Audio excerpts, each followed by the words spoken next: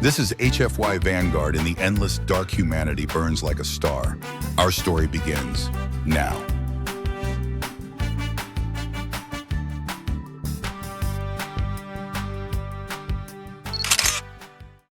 The mining settlement of Port Exos had long ago stopped pretending it was anything more than a scar on the surface of a dying world.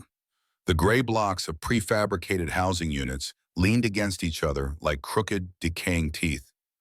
Overhead, the sky never knew a true blue or a true sunset, only the constant haze of industrial smog tinged with faint copper hues from the mineral refineries. The air was a cocktail of fine dust and acrid fumes that wormed its way into every lung, every meal, and even into the dreams of those who called this place home. Aiden Mercer had lived here for 5 years, and he had stopped dreaming long before that. He trudged through the narrow streets in his mustard-colored jumpsuit, the fabric stiff with sweat and grime from another shift underground. His broad shoulders and solid frame bore the weight of exhaustion without breaking, but each step made the heavy metal knee pads strapped to his legs clank against one another. At his waist, the holstered mining equipment rattled like chains, constant reminders of survival in a place that devoured men whole. He raked one calloused hand through his tousled black hair, only to feel grit between his fingers. The day had been merciless. Port Exodus' tunnels always demanded everything from its workers, blood, sweat, and sometimes more. Today, Aiden had been lucky. He was alive. That counted for something. In his other hand, he carried the remains of his so-called dinner, a plastic container of protein stew that the settlement mess hall had insisted was authentic Earth cuisine. To Aiden, it tasted like soggy cardboard marinated in seawater. Yet food was food, and he'd learned to be grateful for what he had. Still, there was no point in wasting what he couldn't finish. He cut through a winding alleyway where the walls of the buildings closed in like ribs around a spine. At the end of the narrow path sat a dented metal bowl, the community feeder where miners sometimes left scraps for the alien critters that had adapted to life here. Strange four-legged scavengers with bioluminescent eyes, feathered insects the size of cats, and other nameless creatures often gathered to scrounge. Most colonists called them pests. Aiden thought differently. "At least you're survivors," he muttered, scraping the leftovers from his container into the bowl. Better than throwing it away. The stew landed with a dull plop, mixing with a mess of unidentifiable scraps already inside. He had just turned to leave when he heard a shuffling sound behind him. Then the faintest of whispers, syllables of a language he didn't recognize, lilting and fragile like wind chimes. His body stiffened. Instinct pulled his hand to the utility knife at his belt. Slowly, Aiden turned and froze. 3 small figures huddled in the half-light of the alley, their eyes glinting like polished gemstones. They were unmistakably humanoid, yet alien in every sense. Their skin was a bright, luminescent blue, marred by dust and dirt that dulled its natural glow. Their long white hair was tangled and matted heavy with Port Exos' ever-present grime. Their clothing, if it could be called that, was nothing more than threadbare cotton dresses stitched from scraps. They were girls, children no older than 8 or 9 by human reckoning, and they were crouched before the feeder bowl, scooping handfuls of stew into their mouths. For a heartbeat, Aiden's brain refused to process what he was seeing. Then the smallest one noticed him. Her oversized eyes widened, and she flinched back in fear, pressing herself against the wall as though to melt into it. The tallest, still barely reaching Aiden's chest, stepped in front of the others. Her thin arms spread protectively, trembling but defiant. "We not steal," she said in broken standard, her accent heavy, her voice thin with both hunger and fear. "Just hungry." Something twisted deep in Aiden's chest. He had seen hardship before. Miners coughing up black dust until their lungs collapsed. Men crushed under cave-ins. Starving migrants bartering their last possessions for a chance at survival. But this crossed a line he didn't know he had. Children eating out of bowls meant for animals. "You don't need to eat that," he said softly, slowly taking his hand away from the knife. The girls stiffened at his words. Suspicion flickered in their wide eyes. "I'm not here to hurt you." He crouched down to make himself less intimidating, resting his forearms on his knees. "That food's not good enough for you. Where are your parents?" The 3 exchanged quick glances, silent messages, passing between them in their native tongue. Finally, the tallest spoke again. "No parents, just us." The words hit Aiden like a hammer. He sighed, running a hand over the stubble on his jaw. He wasn't equipped for this.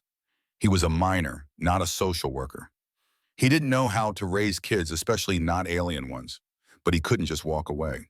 He tried a different approach. "I'm Aiden," he said, forcing a small smile. "What are your names?" The tall one hesitated, then straightened her back with fragile dignity. "I am Neri. These, Elia and C." She pointed to the middle and the smallest girls. "Well, Neri, Elia, and C." He rubbed the back of his neck, searching for words. "How about we get you some real food, maybe even some clean clothes?" The girl's eyes widened at the mention of food, though suspicion quickly returned. Neri tilted her head. "Why help what you want?" "A fair question.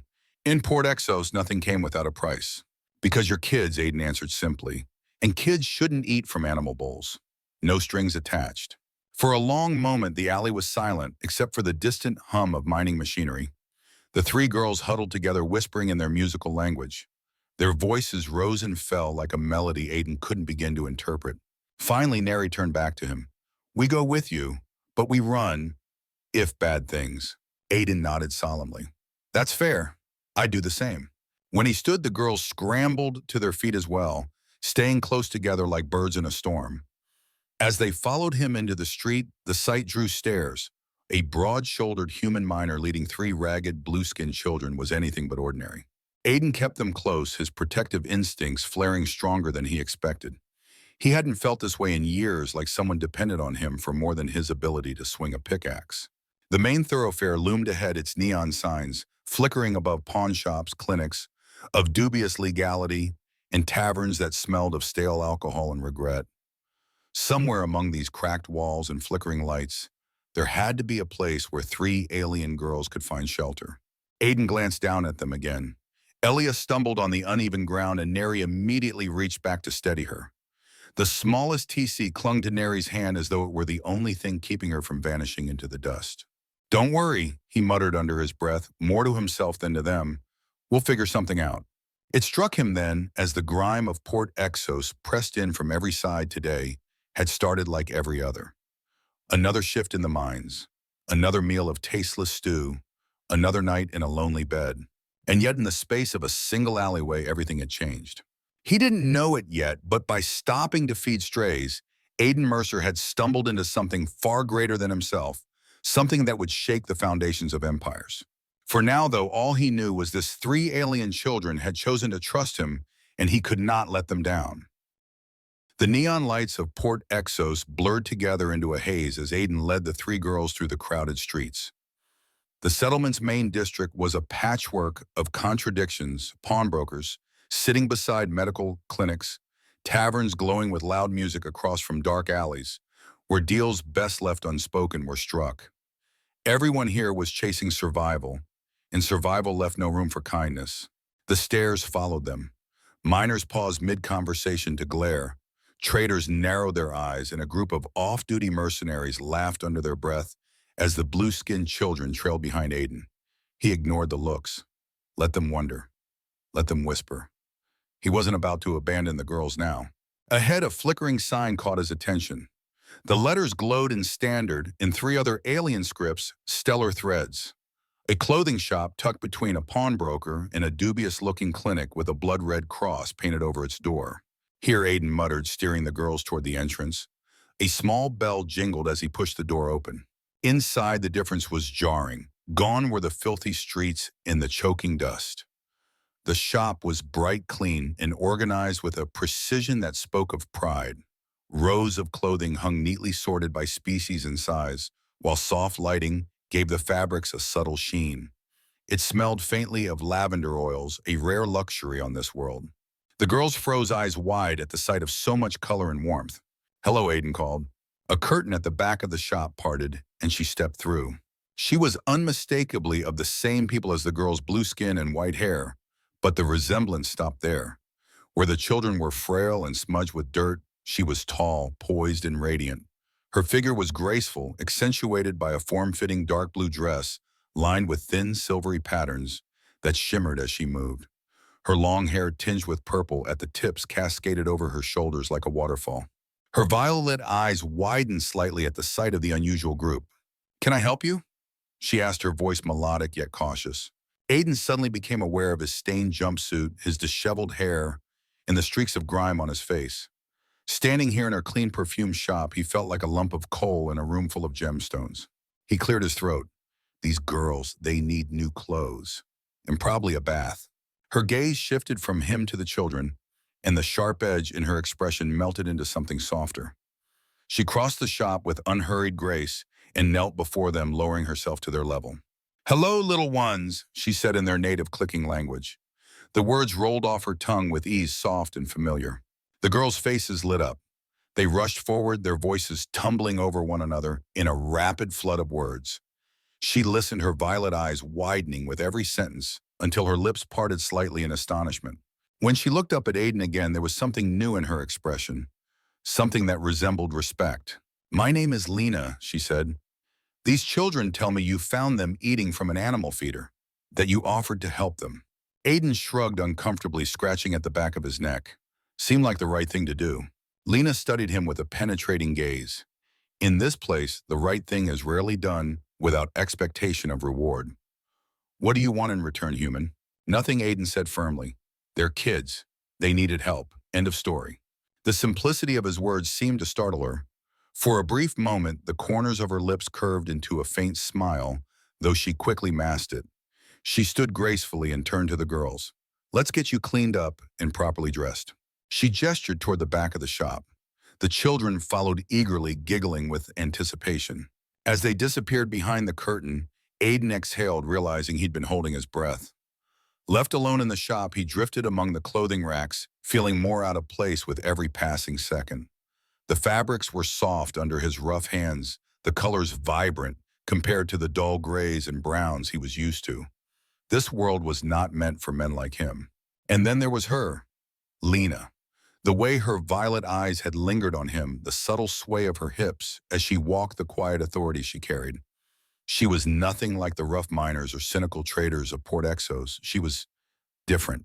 He shook his head sharply. This wasn't the time. From behind the curtain came the sound of running water and the high-pitched laughter of children rediscovering joy. Aiden leaned against the counter, listening, despite himself, a small smile tugging at his lips. Minutes later, Lena reemerged. Steam curled behind her, carrying the sweet scent of cleansing oils. She paused when she saw Aiden examining a display of work gloves, his broad back turned toward her. For a moment, she allowed herself to study him. His shoulders were powerful, his stance steady and even. The way he handled the merchandise, careful despite his rough exterior, spoke of something uncommon. "They'll be ready soon," she said. Aiden turned and their eyes met. Something passed between them, something unspoken, yet undeniable. "Thank you," he said simply. "What do I owe you for the clothes?" "Nothing," Lena replied, stepping closer. "Consider it my contribution to their welfare." His brow furrowed. "That's generous. Perhaps I have my own reasons for helping." Her voice lowered, almost conspiratorial. "Tell me, Aiden, what are your plans for them after this?" He ran a hand through his messy hair, making it even more disheveled. "Honestly, I hadn't thought that far ahead. Food, definitely. After that," he gave a helpless shrug. "I'm not exactly set up for childcare in my quarters." "They could stay with me," Lena offered, surprising even herself with the words. "I have room above the shop." Aiden's eyes narrowed slightly. "That's very kind of you, but you don't know anything about me or them. Why would you take in 3 strange children?" Clever human, Lena thought, not as impulsive as most of his kind. "Let's just say I have a soft spot for those in need," she replied smoothly, moving closer still. She caught the faint scent of earth and metal on him. Hard work, sweat, and something distinctly human that made her pulse quicken. "And I'm curious about the man who feeds strays and rescues children." Aiden's eyes darkened slightly as she invaded his personal space. "Not much to be curious about. I'm just a miner. I think there's more to you than that, Aiden." His name lingered on her tongue, intimate.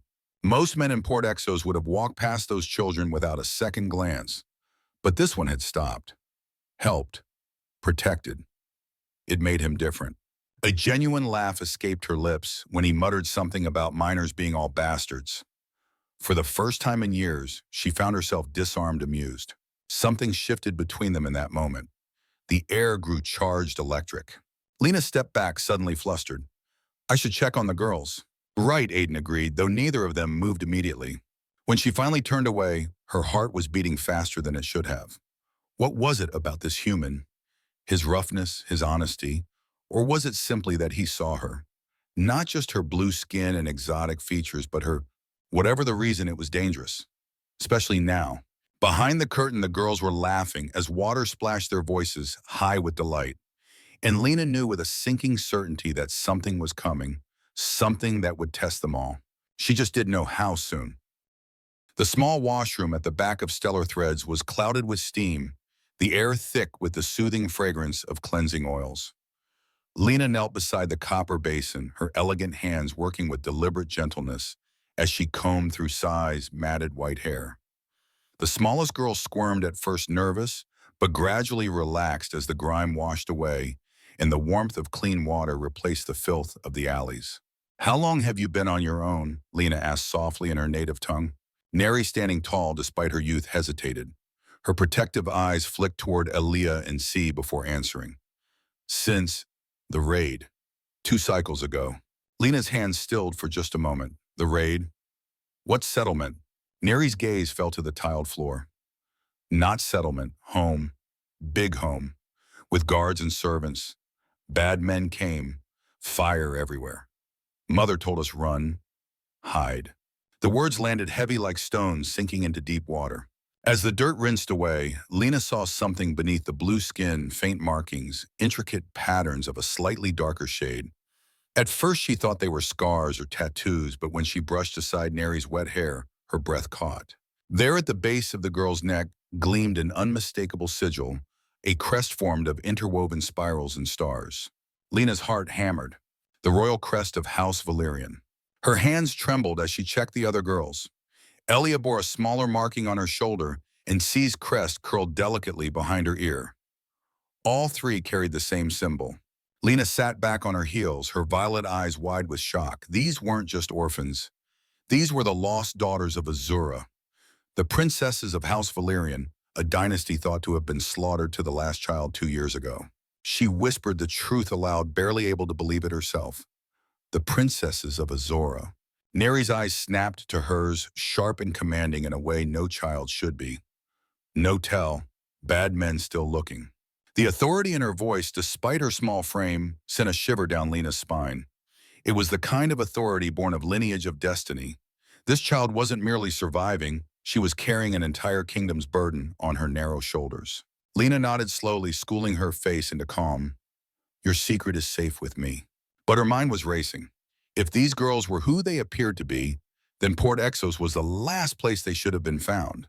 The bounty alone, credits beyond imagining, would be enough to tempt the greediest of miners, smugglers, and mercenaries. And yet fate had placed them in the path of a human miner. A human who even now waited outside with no idea of the storm that was about to engulf his life. When Lena rejoined him in the shop, she found Aiden examining a rack of jackets, his expression unreadable. He turned when the curtain shifted, his eyes catching hers with that same disarming directness.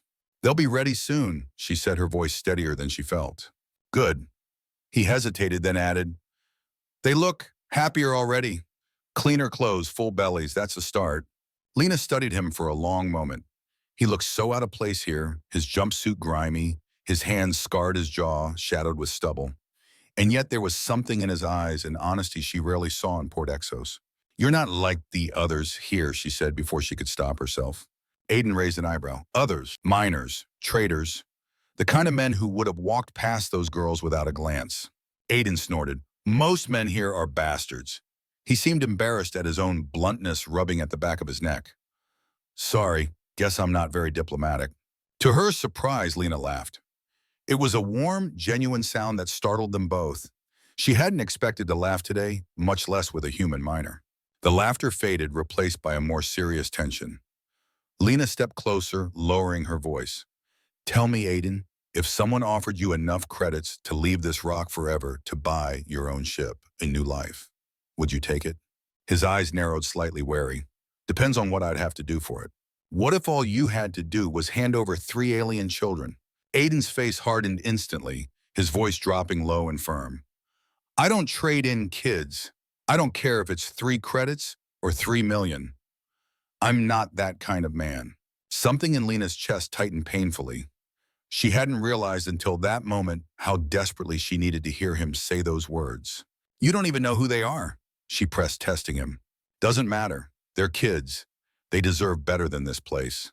End of story. His certainty was a shield, solid and immovable. Lena felt a surge of respect, no more than respect. She felt something dangerous blooming, something she hadn't let herself feel in years' trust. Behind them, the curtain rustled. The girls emerged in clean dresses that shimmered under the shop's soft lighting. Their white hair gleamed, their blue skin radiant once more. They looked transformed, no longer alley urchins, but children of grace and bearing, though their eyes still held shadows of fear. Aiden's face broke into a wide grin. "Well, look at you three. Feeling better?" Neri gave the smallest of nods, a smile tugging at her lips. "Thank you, human Aiden." Lena placed a protective hand on C's shoulder. "They'll stay with me tonight. Perhaps you could join us for dinner. We can decide what to do next." Aiden hesitated. The invitation was laden with implications of trust, of danger, of something he wasn't sure he was ready to face. Yet when his gaze met Lena's, he found himself nodding. "I'd like that, ish." As they prepared to leave the shop together, Lena's mind churned. The secret she now carried was heavier than any garment in her store. These girls were not simply orphans in need of help. They were the heirs of a fallen dynasty. Protecting them meant inviting death into her life. And yet, when she looked at Aiden, this rough, stubborn human who had chosen compassion over profit, she dared to hope. Perhaps, just perhaps, fate had delivered the princesses into the hands of someone who could actually keep them safe. What she didn't know, what she couldn't yet guess, was just how much that choice would cost them all. The streets of Port Exos were alive with their usual chaos as evening fell. Neon signs pulsed in mismatched colors, casting jagged shadows across grimy walls. Merchants shouted half-heartedly from their stalls, drunks staggered from taverns, and the ever-present industrial hum gnawed at the silence between voices. But amidst the noise, Aiden felt something else, a prickle at the back of his neck. The instinct of a man who had survived long shifts in unstable tunnels, of a soldier who had once moved through battlefields where death lurked around every corner. Someone was watching. Lena must have sensed it too. As they shepherded the three girls toward her shop's upstairs quarters, her violet eyes kept darting over her shoulder. Her graceful composure was intact, but Aiden caught the tension in her posture. When they entered Stellar Threads, Lena locked the door behind them, flipping the sign to closed. She lit a few soft lamps, their warm glow chasing away the gloom. The children immediately settled on the rug near the counter, huddled together, whispering in their musical language. Aiden leaned against the counter, crossing his arms. "You feel it too?" "Yes," Lena admitted, lowering her voice. "We were followed." Aiden's jaw tightened. "By who?" She shook her head, her long white hair brushing her shoulders. "I don't know, but I've lived in this settlement long enough to recognize a predator's gaze." As if to confirm her fears, the shop's front door rattled violently. The bell above it jingled in protest. The children froze. Elia whimpered, clutching C's hand. Lena moved quickly, ushering them toward the back. "Go. Hide." Aiden's hand drifted to the utility knife at his belt. His pulse quickened, not with fear but with focus. He had been in too many situations like this before, the silence before the storm, the moment when instinct took over. The rattling stopped. Then the lock clicked. The door swung open. Three figures ducked inside, filling the shop with their sheer presence. They were Vrex mercenaries, tall, muscular, their green mottled skins stretched over ridged foreheads. Their reptilian eyes glowed faintly under the dim lights. Each wore heavy jackets that bulged suspiciously at the sides, hiding weapons. "Well, well," the leader rumbled, his voice like grinding stone. "What do we have here?" Aiden shifted subtly, placing himself between the mercenaries and the children's hiding place. "Shop's closed," he said firmly. "Come back tomorrow." The leader's gaze slid past him, lingering on Lena. His mouth twisted into something between a sneer and a leer. "We heard rumors. 3 little Azurans, blue skin, white hair. Orphans." He tilted his head. "Seen any?" Lena's face was unreadable, her violet eyes cool. "Only Azuran here is me," she replied smoothly, "unless you count half the miners who come through looking for off-world pleasures." The mercenaries chuckled, but their leader did not. He stepped forward, towering over Aiden. Unusual, a human keeping company with Azurans. Aiden smirked, though his grip tightened on the knife at his belt. What can I say? I've got exotic tastes. Lena blinked, startled by his boldness. But then, with a flash of inspiration, she stepped closer, sliding her arm around Aiden's waist. Her voice dropped into a sultry cadence. "Not in my bed, human," she said, her words dripping with fabricated intimacy. She pressed against his side, her hand splaying across his chest. "Humans have certain qualities we Azurans find irresistible." The mercenaries laughed crudely. The leader grimaced disgust, twisting his scaled features. Exotic indeed. But Aiden wasn't focused on them. His entire body was acutely aware of Lena's touch, her cool skin against his, the heat in her eyes when she glanced up at him. It was a dangerous game, pretending to be her lover, but one he would play if it kept the girl safe. The leader's eyes narrowed. "Check upstairs." The order hit Aiden like a gunshot. If they searched, they'd find the children. He stepped forward, blocking the path. "That's private property." The mercenary's hand snapped to his disruptor pistol. "Move, human." But Aiden was already moving. The first shot sizzled past his ears, searing the air. He lunged low, driving his shoulder into the mercenary's gut. The impact sent the larger alien staggering back into a rack of clothing, garments tumbling like broken shields. In the same motion, Aiden's knife flicked open with a metallic snick. Its monomolecular edge gleamed under the shop lights. He slashed across the mercenary's hand, drawing a spray of dark green blood. The disruptor clattered to the floor. Chaos erupted. The second mercenary charged, massive arms outstretched. Lena moved before he reached Aiden, snatching up a heavy metal bus from a nearby display. With surprising accuracy, she hurled it into the alien's temple. He staggered, dazed. The third mercenary drew his weapon and fired wildly, energy bolts ripping through shelves, shredding fabric. Aiden dove behind the counter with Lena shielding her as splinters exploded around them. The girl's Lena gasped, fear flashing in her eyes. "Stay down," Aiden ordered, then vaulted over the counter. The leader was struggling to his feet, blood dripping from his slashed hand. He snarled, "You're dead, human." "Not today," Aiden growled. He darted forward, blade flashing. The mercenary swung his massive fist, but Aiden ducked under the blow, slashing at the gaps in the alien's natural armor. Each strike was surgical, precise, honed by years of training he hadn't spoken of. The second mercenary recovered from Lena's attack and lunged. Aiden spun, driving his knife across the back of the alien's knee. The creature howled, collapsing. Aiden followed with a brutal elbow strike to the throat, cutting off the craw. The third mercenary took aim again. Before he could fire, a disruptor blast rang out. Lena stood firm, both hands steady around the weapon she had scooped from the floor. Her shot seared through the mercenary's shoulder, sending him sprawling with a roar of pain. In moments, the shop was wreckage. Shelves splintered, garments torn green, blood spattered across the floor. And in the center of it all stood Aiden's chest, heaving a cut-dripping blood from his cheek, his knife gleaming as he surveyed the fallen mercenaries. "Are you hurt?" he asked Lena, his voice rough. She shook her head, staring at him with wide, astonished eyes. "Where did you learn to fight like that?" Aiden wiped the blade clean before folding it shut. "Earth Special Forces, before I became a miner." Long story. Something hot and electric passed between them.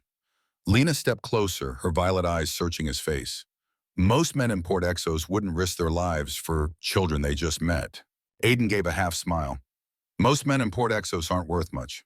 For a heartbeat, they were too close. The adrenaline, the destruction, the near death, everything converged in the space between them. And then Lena did something unexpected. She pressed a hand to his chest, her cool fingers trembling. "If we're going to play the part of lovers," she whispered, "we should be convincing." Before Aiden could respond, she rose on her toes and kissed him. It wasn't a soft kiss. It was fierce, desperate, charged with danger and longing. Aiden's breath caught as her lips pressed against his, cool yet intoxicating. For an instant, the world fell away, the wreckage, the blood, the danger. There was only her. When she pulled back, her eyes burned with something more than fear. "Authenticity," she murmured, though her voice was husky with something else entirely. Aiden swallowed hard, forcing himself to focus. The girls were still in danger. More mercenaries would come. They couldn't stay. He glanced around the ruined shop.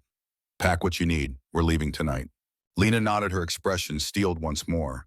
But as she turned to gather supplies, her fingers brushed her lips, still tingling from the kiss. And she wondered with a mix of dread and thrill if she had just invited something into her life far more dangerous than mercenaries. The aftermath of the fight hung in the air like smoke. The mercenaries lay groaning amidst the wreckage of Lena's shop. Their weapons scattered their scaled skin, marked by Aiden's blade. The children emerged cautiously from their hiding place, wide-eyed and trembling. Neri clutched C's hand with protective ferocity, while Aaliyah hovered close behind. Aiden sheathed his knife with a decisive snap.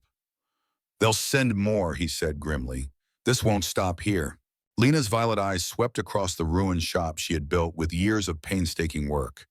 Her lips pressed into a hard line. "No," she agreed softly, "it won't."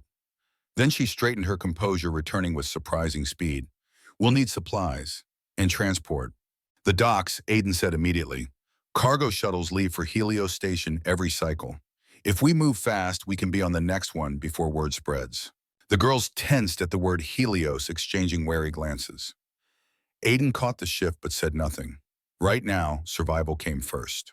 Escape from Port Exo. They moved through back alleys under cover of night, avoiding the busier thoroughfares where rumors already simmered. The air was colder, sharper, carrying the acrid tang of refineries. Every shadow seemed to twitch with danger. Aiden led the way, his knowledge of the mining colony's labyrinthine layout proving invaluable. Years spent navigating shortcuts between shafts, barracks, and taverns now paid off. Lena kept the girls close, her hand resting protectively on Sai's shoulder, while Neri stayed alert at the front, scanning every corner, with eyes too old for her age. "Where exactly are we going?" Lena whispered. "Cargo docks," Aiden replied without slowing. "I know a loader who owes me a favor. He'll look the other way if I slip him a few credits. And after that?" "After that," Aiden said, glancing back at her, "we'll figure it out." Lena studied him for a moment, struck again by the steadiness in his eyes. He wasn't just reacting. He was leading. And for the first time since the raid 2 years ago, she felt something like hope. Boarding the shuttle, the spaceport loomed like a steel beast at the edge of the colony.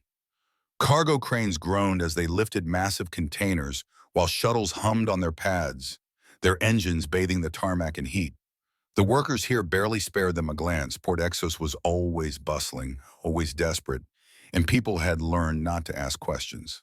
Aiden approached a burly human dock worker he recognized from the mines. The man's face was pocked with scars, his eyes half hidden by fatigue. "Evening, Rig," Aiden said, slipping a few credits into his palm. Rig's eyes flicked to the blue-skinned children and then to Lena before settling back on Aiden. He grunted. "Don't want to know. Don't care. You never saw me." "Exactly." Within minutes, they were hustled aboard a cargo shuttle filled with crates of raw ore. The interior was cramped, utilitarian, smelling of metal and sweat.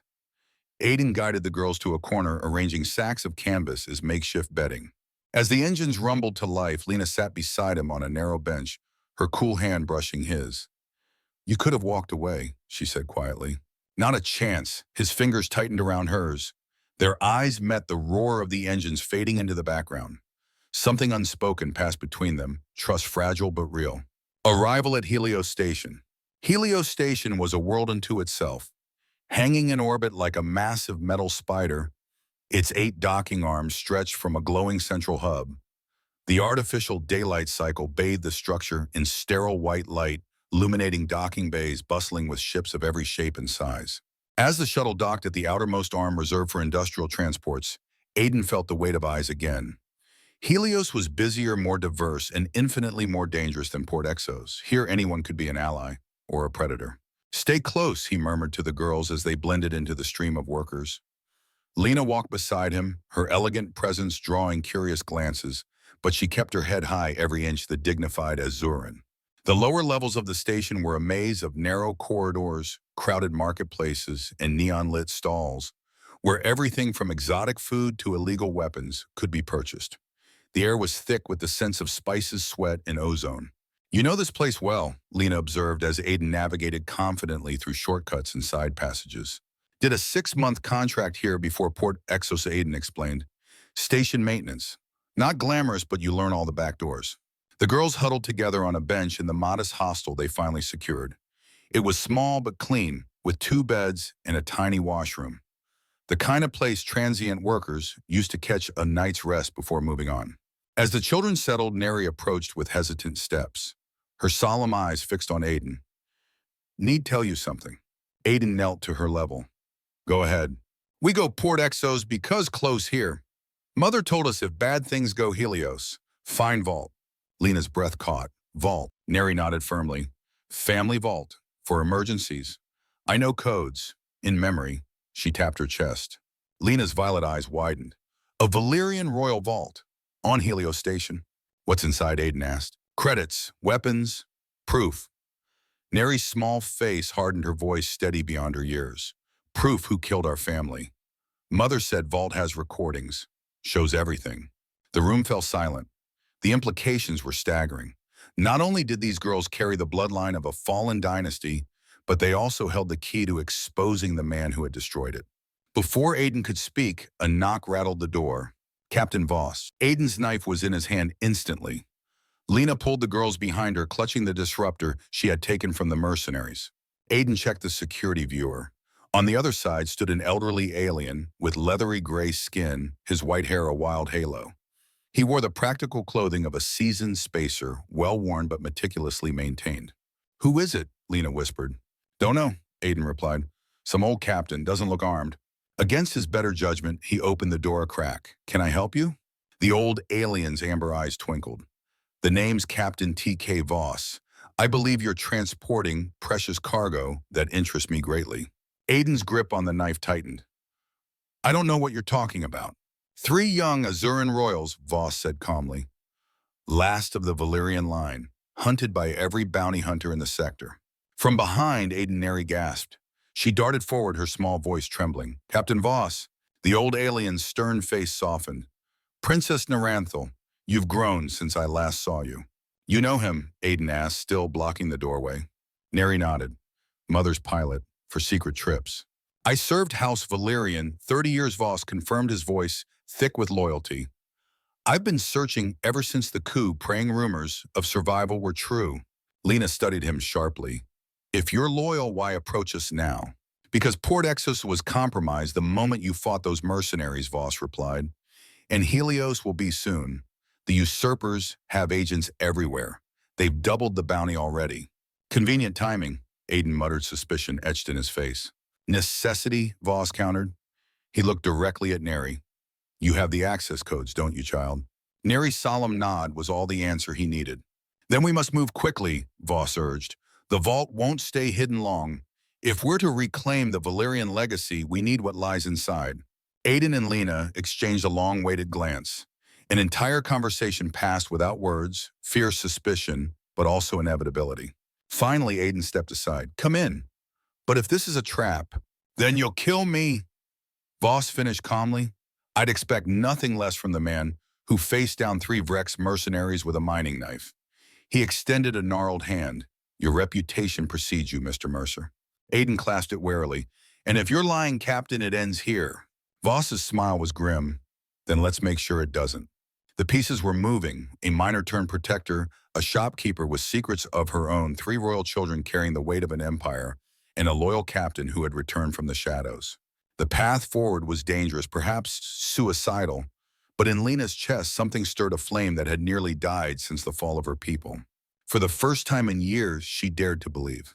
And Aiden, though he wouldn't admit it, aloud felt the same. Helios Station's financial district was a world apart from the rusted docks and chaotic markets of the lower levels. The air smelled faintly of polished stone and ozone filters, the floor tiles gleamed with imported marble, and soft ambient music played to soothe the wealthy clients who strolled past in silken robes. To Aiden, it felt like stepping onto a different planet, his boots scuffed against pristine flooring, drawing glares from impeccably dressed bankers and aristocrats. Beside him, Lena glided like she belonged here, her posture straight, her violet eyes cool. The 3 girls walked close, heads lowered, though their natural grace made them stand out like polished jewels. Captain Voss led the group with the confidence of a man who knew every maintenance tunnel in the sector. They stopped before a discreet side door marked private clients only. The entrance looked plain, but Aiden recognized the subtle bulges in the walls where security scanners hid.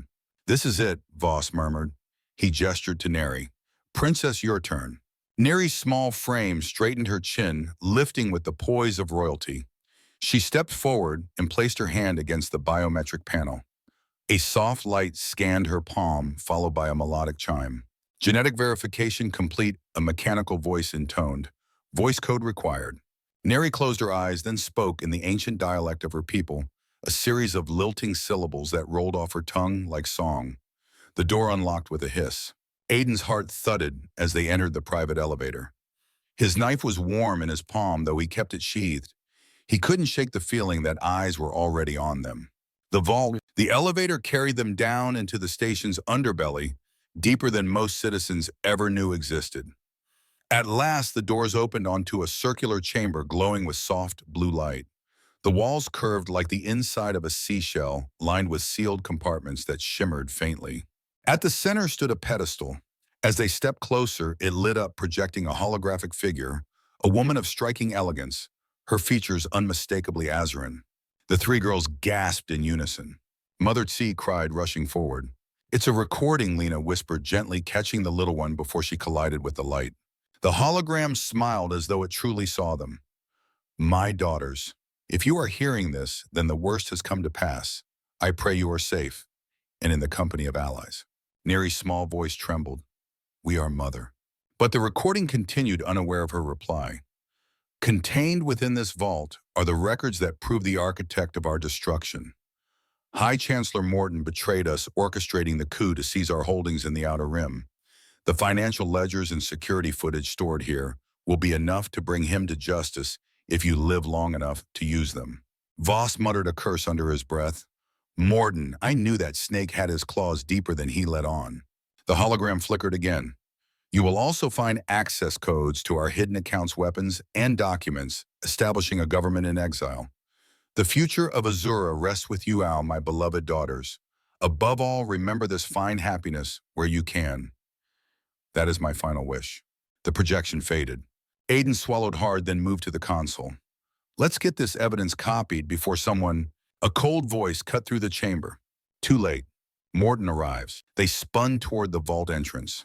A tall figure strode in, flanked by four armed guards. His skin was an icy shade of blue, stretched tight across sharp features. His white hair was slicked back, his violet eyes gleamed with cruelty. "High Chancellor Morton." "Well," he drawled, his lips curling into a sneer. "What do we have here, a miner? A shopkeeper? A washed-up pilot? And the last Valerian brats?" The guards raised their disruptors. Aiden instinctively stepped forward, placing himself between Morton and the children. "You're not touching them." Morton laughed, the sound devoid of warmth. Brave words from a species barely out of its cradle. Humans. So primitive. So adorably confident. Aiden held up the data crystal he had just pulled from the console. "This primitive just downloaded proof of your treason. Every deal, every payment, every drop of blood you spilled." For the briefest instant, Morton's composure cracked. His eyes flashed with recognition, then narrowed with cold fury. "It hardly matters. You won't leave this vault alive." "You're wrong," Lena said sharply. "The transmission already went out." Morton's head snapped toward her. "What?" Aiden caught on instantly. He raised his chin and added station-wide broadcast. "Coalition feeds, independent networks, should be hitting the main channels right about now." It was a bluff, a brilliant one. Morton's face twisted with rage. "Kill them all." No witnesses. The battle. The guards opened fire. Voss shoved the girls behind a storage unit, shielding them with his weathered frame. Aiden lunged forward, his knife flashing in the vault's glow. The first energy bolt sizzled past his ear, close enough to singe his hair. He ducked low, driving his shoulder into the nearest guard's midsection. The impact jarred his bones, but he followed through, slashing upward. The blade slipped neatly between armor plates, dropping the guard in a strangled cry. Lena drew her disruptor and fired with precision, her shot striking true. Two guards fell in rapid succession, their weapons clattering to the floor. The chamber filled with the acrid stench of burned flesh and ozone. Only one guard remained, and Morton himself. The High Chancellor drew his ornate pistol, its hum far more dangerous than the standard disruptors. He aimed not at Aiden or Lena, but at the huddled princesses. "If I can't have the throne," he snarled, "neither will they." "No," Aiden roared. He threw himself into the line of fire. The blast struck his shoulder, spinning him with brutal force. Pain exploded through his body, white-hot and searing. He staggered but did not fall, his knife still clutched in a death grip.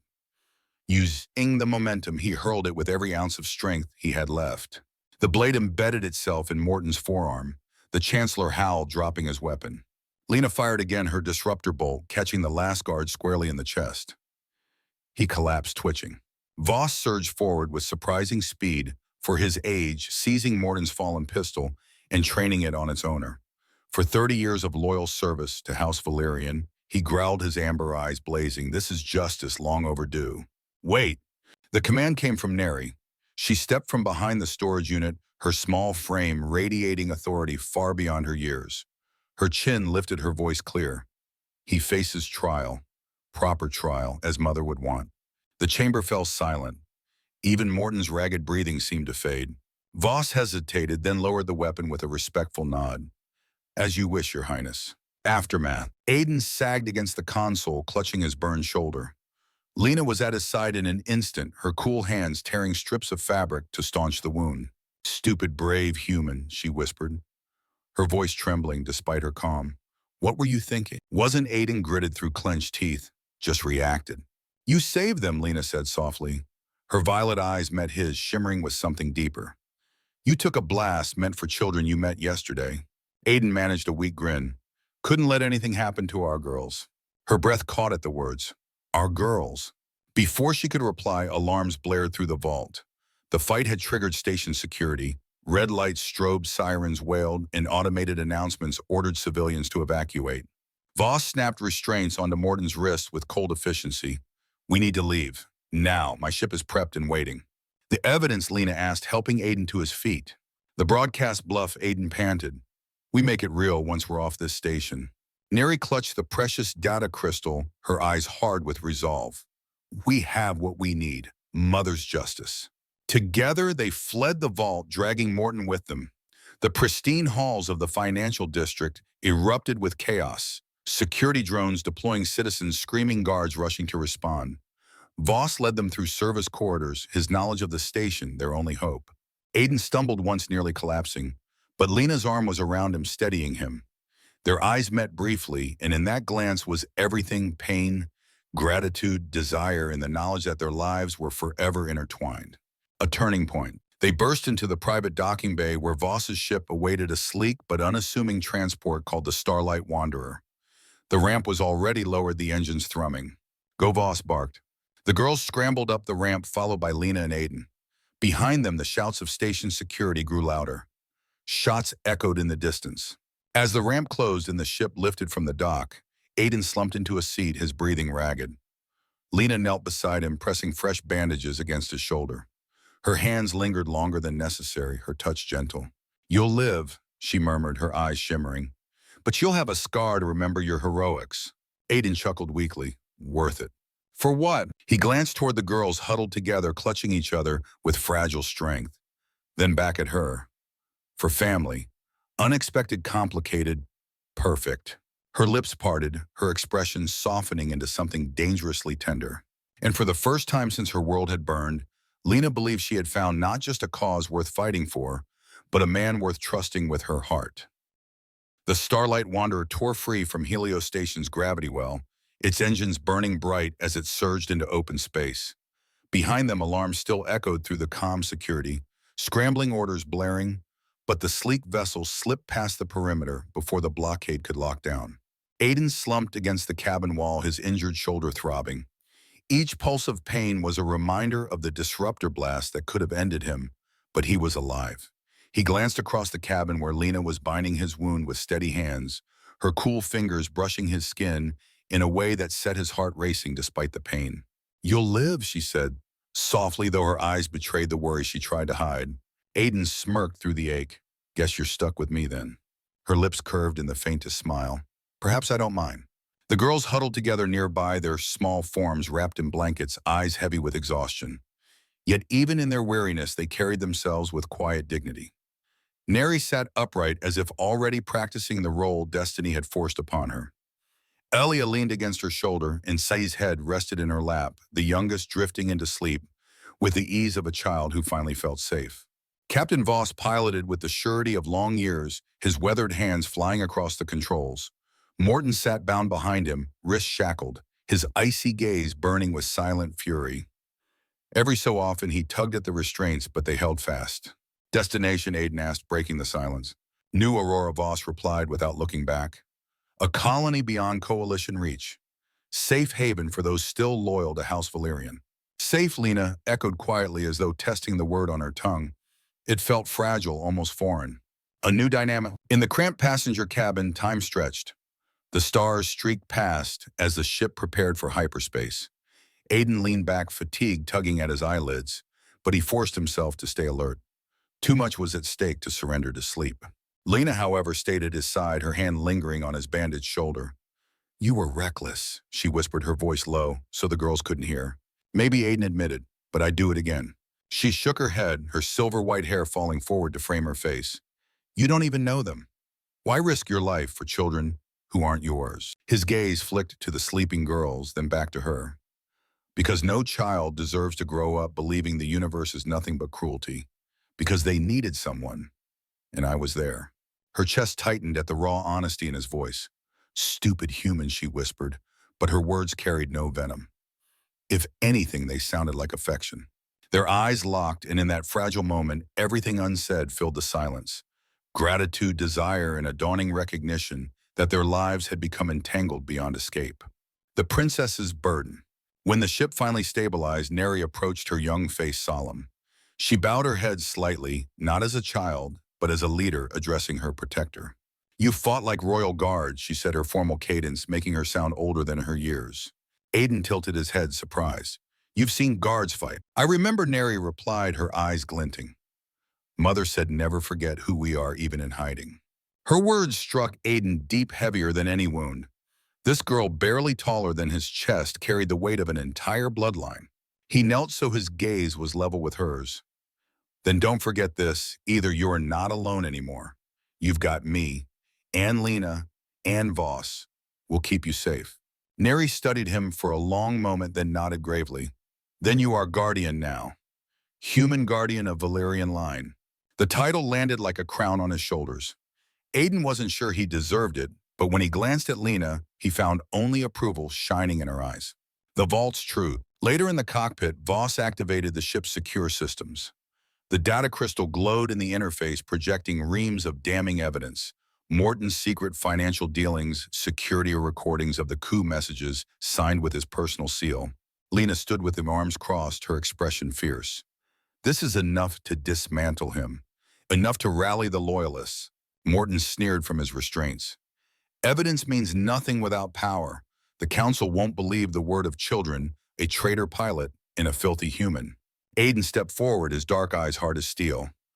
Funny thing about evidence, once it's out there, you can't control who believes it.